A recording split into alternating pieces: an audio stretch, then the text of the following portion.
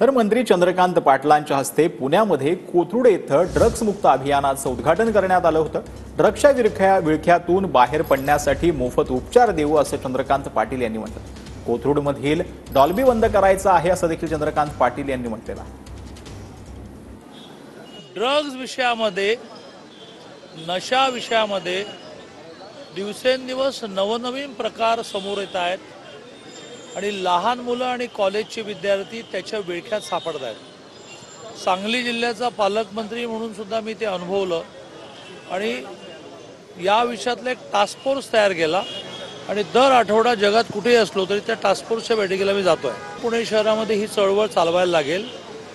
कोथरूडपासून सुरू करतोय याचा अर्थ कोथरूडमध्ये प्रमाण वाढलंय आणि बाकी ठिकाणी नाही असा मुद्दा नाही, कुठेतरी सुरुवात व्हावी लागेल। सुद्धा मी या निमित्ताने घोषित करतो।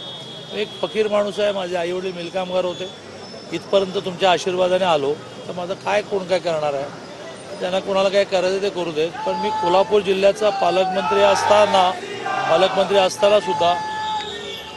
असताना सुद्धा कोल्हापूरला पूर्ण 100% कोल्हापूर जिल्हा डॉल्बी फ्री केला होता।